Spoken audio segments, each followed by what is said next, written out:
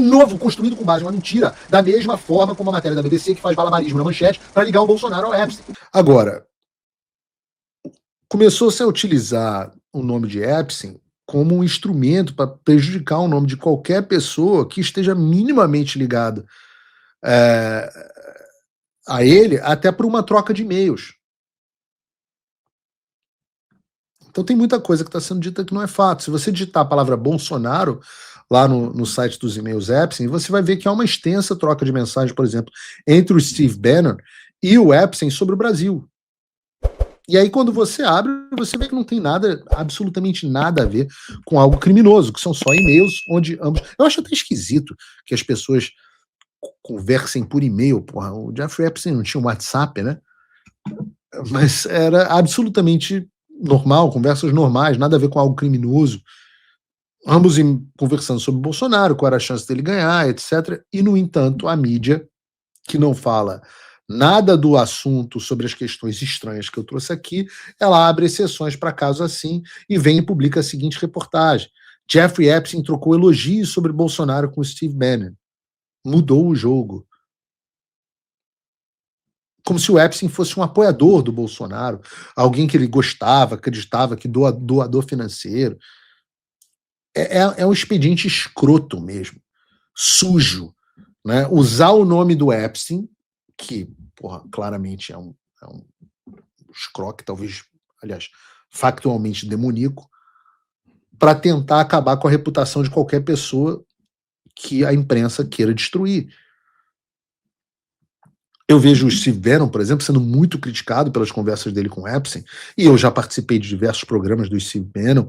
Na falta de um termo melhor, eu vou até chamá-lo de amigo. Ele me chama de amigo, me trata como amigo. E o fato é que o Bannon tá lá em um monte de trocas de e-mail com Jeffrey Epstein.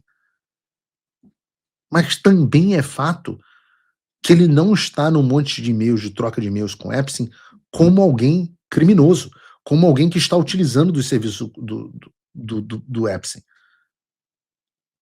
O que me parece que o Steve Bannon estava usando e estava interessado é em utilizar justamente essas redes de conexão do Epstein, financeiras e de poder, para avançar e financiar a causa populista.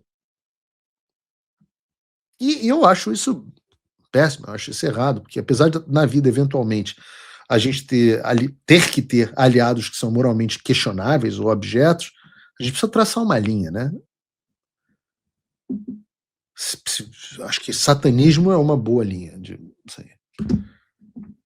Se existem especulações, tem um advogado brasileiro famoso, por exemplo, ligado à direita, que tem alegações. Quem me mostrou isso foi o Alan dos Santos, mas ele me mostrou a reportagem. Se você olhar e falar assim, cara, esse cara tem ligação com satanismo, porra, ritual satânico, eu quero distância dessa pessoa. Já explorar criança de menor de idade, ou menor de idade, vou separar aqui criança e menor de idade, né, porque nos Estados Unidos o age of consent, a idade do sexo consensual, são 18 anos. Nos Estados Unidos são 18 anos, no Brasil são 14. Né? E eu nem vou falar aqui do Caetano Veloso, porque eu não quero ser processado. Brincadeirinha. Eu não me importo em ser processado. Mas tem que separar criança de adolescente, talvez não do ponto de vista penal, mas do ponto de vista moral também. Então, evidentemente, eu não reputo nada ao Bannon, mas convém que nós analisemos até que ponto ter essas alianças vale a pena. Eu não teria uma relação, eu entendo, eu tento avançar, por exemplo, a causa do Brasil. Uma causa do Brasil é prioritária para mim, a eleição do Flávio Bolsonaro é prioritária para mim, libertar o Brasil é prioritário para mim. Mas eu entendo que eu, pessoalmente, não me associaria a Jeffrey Epstein com esse objetivo. E esse é o julgamento moral que eu me reservo a fazer. E além do ponto moral, você tem um ponto prático, que é o fato, repito, de que a mídia e a esquerda querem usar o nome do Epstein para acabar com a imagem e a reputação de pessoas com quem eles não gostam. A coisa mais impressionante nesse caso Epstein, para mim, foi relacionado ao Donald Trump. Porque muita gente usava o caso Epstein para jogar pedra no Trump. E aqui nos Estados Unidos a gente passou o ano inteiro ouvindo calúnia e difamação contra o Donald Trump a respeito desse assunto. O principal motivo do Partido Democrata ter apoiado a liberação desses arquivos nesse caso, e isso é declarado, é que eles achavam que o Trump poderia estar envolvido e escondendo alguma coisa. Eu nem os culpo nesse caso, porque o Elon Musk falou e a Pam Bondi foi mais atrapalhada, impossível, a procuradora-geral foi mais atrapalhada, impossível nesse caso, eu nem imagino. Mas o Chuck Schumer, que é o líder do Partido Democrata no Senado, fez um post dizendo que o governo Trump estava tentando ofuscar e atrasar a liberação dos arquivos e perguntou o que eles tinham a esconder. O deputado Dan Goldman, de Nova York, disse que o governo Trump estava tentando travar a liberação dos arquivos. O deputado Robert Garcia disse que quanto mais Trump tenta encobrir os Epstein Files, mais nós descobrimos. E qual era o objetivo? Vários nomes do Partido Democrata aparecem ligados ao Jeffrey Epstein. Mas depois de 3 milhões de documentos liberados, vocês sabem quem não aparece? Quem não aparece é Donald Trump.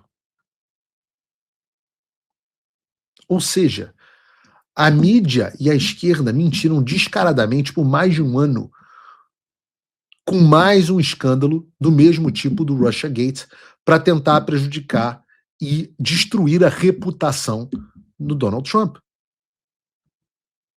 Vejam, no Brasil eu perdi um segundo e peguei só alguns exemplos do G1. Bota aí para mim na tela, Bruno.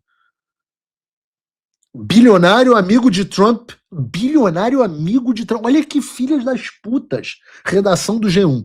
Bilionário amigo de Trump. O Jeffrey Epstein, a gente descobriu, e a gente vai falar sobre isso, odiava o Donald Trump, continua. Trump foi avisado pelo próprio governo que seu nome aparece nos arquivos de Jeffrey Epstein. Os arquivos foram divulgados. Não aparecem. Isso, Alexandre de Moraes, isso é reportagem de má-fé. Não criminosa. Quer dizer, talvez o Trump pudesse processar por difamação o G1 se eles soubessem quem são. Mas não digna de censura. Mas continua. O que se sabe são novos e-mails de Epstein que citam Trump. Vai.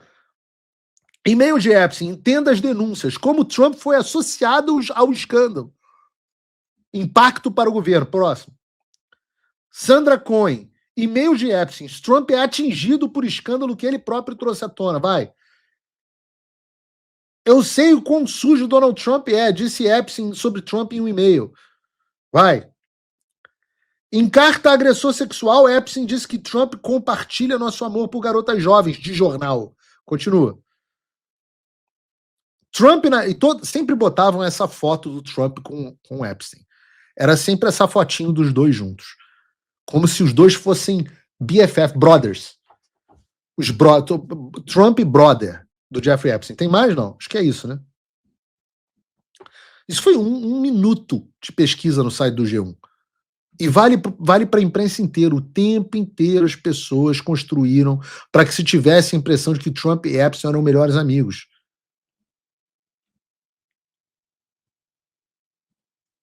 E não é que a mídia estava interessada em saber o esquema do Epstein, tráfico humano, exploração sexual de menores, não. É que eles estavam interessados em usar isso para prejudicar o Trump e o resto era acessório. E teve efeito. O pior é que isso teve efeito na popularidade do Trump. Tudo de novo construído com base em uma mentira, da mesma forma como a matéria da BBC que faz balabarismo na manchete para ligar o Bolsonaro ao Epstein. Por isso que não dá mais para confiar na porra do jornalismo profissional. E aí, o que acontece? As pessoas acabam recorrendo ao maluco que faz post no TikTok. Hoje, olha o triste fim do jornalismo mundial. Com razão.